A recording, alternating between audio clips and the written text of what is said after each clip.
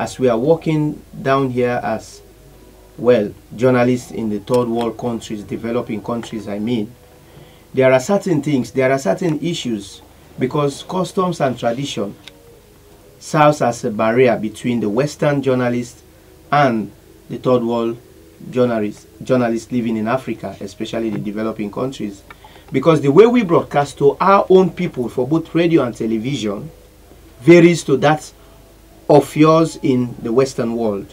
Because if you watch the way they broadcast from the Western world, well, they will be focusing on cities, well, maybe other bigger towns, whereas we are looking at bigger towns, cities, bigger towns, and the village setting.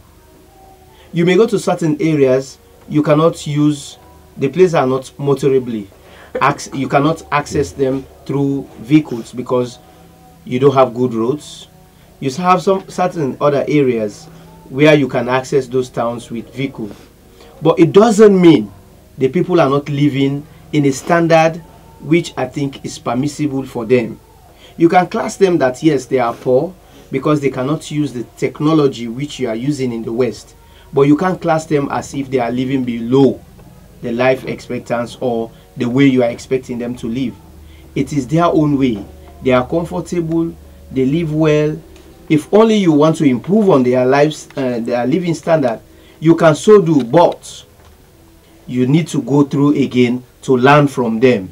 So the way at times we portray reporting from third world countries, I think do at least give the wrong picture of the way the people are. Because there are times you give slum settlements explaining poverty.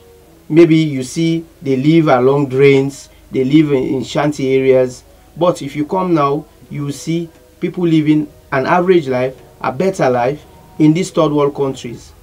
So an isolated case should not be used for the general perspective.